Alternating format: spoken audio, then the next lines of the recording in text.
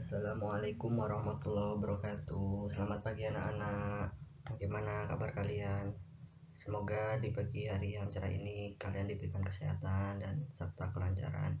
Sebelum kita memulai pelajaran pada pagi hari ini, alangkah baiknya kita berdoa menurut agama dan kepercayaan masing-masing. Doa mulai. Selesai. Jangan lupa untuk kalian absen presensi harian ya di link yang sudah Bapak sediakan. Nah, untuk materi pada pagi hari ini Bapak akan membahas tentang proses penguatan identitas kebangsaan. Identitas atau jati diri suatu bangsa sangat diperlukan untuk menuju kemerdekaan. Identitas kebangsaan dapat memperkuat rasa cinta tanah air sehingga rela berkorban jiwa dan raga untuk mencapai kemerdekaan tersebut. Nah, yang pertama adalah Sumpah Pemuda. Sumpah Pemuda pertama kali dilakukan dengan cara Kongres Pemuda Indonesia pertama diselenggarakan pada 30 April sampai 2 Mei 1926 di Jakarta. Kongres diselenggarakan oleh sebuah komite yang diketuai oleh Tabrani. Anggotanya Bander Johan, Sumarto, Jantol, dan Pinontuan. Tujuan kongres adalah untuk menanamkan semangat kerjasama antar perkumpulan di Indonesia dalam arti luas. Akibat rasa kedaraan masih kuat, usaha untuk menyatukan organisasi pemuda tidak membawa hasil seperti yang diharapkan. Kongres Pemuda Indonesia II akhirnya diselenggarakan pada 27 sampai 28 Oktober 1928 di Jakarta. Nah, hasil dari sidang Kongres Pemuda II ini yaitu mengakui 3 sendi utama persatuan Indonesia, yaitu berbangsa satu, bangsa Indonesia, bertanah air satu, tanah air Indonesia, berbahasa satu, bahasa Indonesia. Nah, pada sidang penutupan itu pula diperdengarkan lagu Indonesia Raya untuk pertama kalinya di depan umum oleh penciptanya sendiri, yaitu W.R. Supratman dengan iringan biola. Peristiwa bersejarah pada tanggal 28 Oktober tersebut hingga sekarang diperingati sebagai Hari Sumpah Pemuda. Yang kedua adalah bangkitnya nasionalisme modern. Yang pertama adalah organisasi Partai Nasional Indonesia. Soekarno pertama kali membentuk organisasi Perserikatan Nasional Indonesia di Bandung pada tanggal 4 Juli 1927. Organisasi tersebut dibentuk bersama Anwari, Mr. Sartono, Mr. Ikak Cokro Adisuryo, Mr. Sunario, Mr. Budiarto, dan Dr. Samsi. Nah, pada Kongres Perserikatan Nasional di Surabaya, organisasi tersebut diubah namanya menjadi Partai Nasional Indonesia. Tujuannya adalah untuk mencapai Indonesia merdeka atas usaha sendiri. Ideologi yang dikembangkan partai ini adalah marhanisme bersifat mandiri dan non-kooperatif. Nah, di depan sidang, Soekarno melakukan pembelaan yang terkenal dengan judul Indonesia Menggugat. Meskipun pemerintah kolonial Belanda tidak dapat membuktikan tuduhannya, Soekarno dan kawan-kawan tetap dijatuhi hukuman dan diasingkan.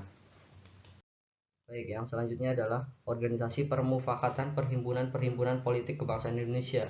Insinyur Soekarno juga menjadi pelopor berdirinya organisasi ini. Nah, gagasan itu muncul akibat kegagalan gerakan PKI dalam menumbangkan kekuasaan pemerintah kolonial Belanda. Lalu, PKI dibentuk dalam suatu pertemuan yang ada di Bandung pada tanggal 17 sampai 18 Desember 1927. Nah, pemerintah Hindia Belanda ini melakukan intervensi atau penekanan terhadap partai-partai yang bersifat non-kooperatif dan berakibat mempercepat runtuhnya PPKI.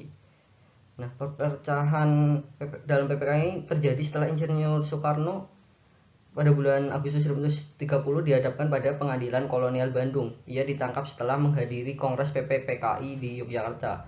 Selain itu, partai-partai yang bersifat non-kooperatif banyak yang keluar dari keanggotaan PPKI. Yang ketiga adalah Partai Indonesia atau Partindo. Setelah Insinyur Soekarno ditangkap oleh Belanda, Mr. Sartono dan tokoh lain yang lepas dari incaran Belanda segera mengadakan kongres luar biasa PNI. Nah, dalam kongres tersebut Mr. Sartono menghendaki PNI dibubarkan dengan alasan agar pergerakan nasional tetap dapat melanjutkan perjuangannya. Usulan itu ternyata ada yang pro dan kontra. Mr. Sartono ini meneruskan niatnya dengan mendirikan Partai Indonesia atau Partindo. Adapun asas Partindo adalah non-kooperatif, mandiri, dan kerakyatan. Yang keempat ini adalah Partai Nasional Indonesia atau PNI baru. Dengan dibubarkannya PNI dan berdirinya Partindo menimbulkan penafsiran yang berbeda-beda di kalangan tokoh PNI sendiri. Kelompok Muhammad Hatta dan Sultan Syahrir mendirikan partai baru dengan nama Pendidikan Nasional Indonesia atau PNI baru. PNI baru didirikan di Yogyakarta pada tahun 1931. Adapun asas PNI baru adalah non-kooperatif, mandiri, dan kerakyatan. Tujuan PNI baru ini lebih menekankan kepada pendidikan kader dan massa untuk meningkatkan semangat kebangsaan dalam mencapai kemerdekaan Indonesia. Baik, yang terakhir adalah Gerakan Rakyat Indonesia. Gerakan Rakyat Indonesia atau Gerindra didirikan di Jakarta pada tanggal 24 Mei 1937 oleh orang-orang mantan Partindo. Sebagai ketuanya adalah A.K. Ghani dan wakilnya Amir Syarifuddin. Tokoh-tokoh lainnya adalah Sartono, Sanusi Pane, dan Muhammad Yamin. Dasar dan tujuannya adalah nasional dan mencapai Indonesia merdeka. Baik, yang ketiga adalah perjuangan di Volkskrad. Perjuangan di Volkskrad dilalui dengan adanya 3 proses. Yang pertama adalah Partai Indonesia Raya. Setelah Sutomo keluar dari Butotomo, ia mendirikan Industri Studi Club di Surabaya yang kemudian menjadi Persatuan Bangsa Indonesia. Pada tahun 1935 di Surakarta, Budi Utomo dan PBI berfusi dan terbentuklah Parindra atau Partai Indonesia Raya.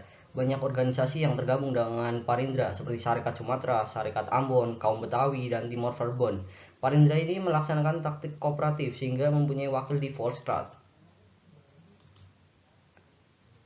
Baik, yang kedua atau selanjutnya adalah petisi Sutarjo. Akibat penindasan pemerintah kolonial Hindia Belanda, ini menumbuhkan petisi Sutarjo. Siapa sih Sutarjo ini? Dia adalah seorang anggota Volkskrad bernama Sutarjo Kartohardikusumo. Petisi ini terjadi pada 15 Juli 1936. Yang menandatangani petisi ini diantaranya adalah Sutarjo Kartohardikusumo, I.J. Kasimo, Dr. Ratulangi, Datuk Tumenggung, Kwationg, dan Alatas. Isi petisi Sutarjo ini intinya adalah mengimbau agar pemerintah kerajaan Belanda selambat-lambatnya dalam waktu 10 tahun memberikan kemerdekaan kepada bangsa Indonesia dalam lingkungan kerajaan Belanda. Nah, petisi Sutarjo ini menimbulkan pro dan kontra di kalangan anggota Volkskrad karena mayoritas anggota menghendaki kemerdekaan penuh. Pemerintah kerajaan Belanda ini menolak dengan alasan bangsa Indonesia belum matang memikul tanggung jawab pemerintahan sendiri. Organisasi yang terakhir adalah Gabungan Politik Indonesia, GAPI, adalah sebuah wadah kerjasama partai-partai yang dibentuk pada tanggal 21 Mei 1939. Mereka yang bergabung dalam GAPI adalah Gerindra, Parindra, Sarekat Pasundan, Persatuan Minahasa, PSII, dan Persatuan Partai Katolik. GAPI ini menuntut hak untuk menentukan nasib dan pemerintahan sendiri. Pada kongres yang pertama, tanggal 4 Juli 1939, GAPI menuntut Indonesia berparlemen. Nah, kerajaan Belanda menanggapi tuntutan GAPI dengan membentuk Komisi Viseman karena dipimpin oleh Dr. V.H. Viseman. Namun Komisi Viseman juga tidak memberikan keputusan yang memuaskan bagi GAPI. Nah, ini adalah perjuangan yang terakhir menjelang berakhirnya pemerintah kolonial. Kondisi organisasi pergerakan nasional menjelang berakhirnya masa pemerintahan kolonial berada dalam kendali pemerintah kolonial. Masuknya kaum Bumi Putra sebagai anggota Volkskrad juga berarti kaum Bumi Putra diberi hak penuh untuk menyuarakan pendapatnya dalam Volkskrad. Walaupun tidak memberikan kesempatan pada Bumi Putra untuk berunding, setidaknya Volkskrad sudah memberikan peluang para wakil Hindia yang membukakan wawasan mereka tentang perlunya persatuan untuk melakukan gerakan nasional dalam melawan kolonialisme. Sekian untuk materi pada pagi hari ini. Apabila kalian ada pertanyaan, kalian bisa menghubungi Bapak melalui WhatsApp ya. Baik, terima kasih.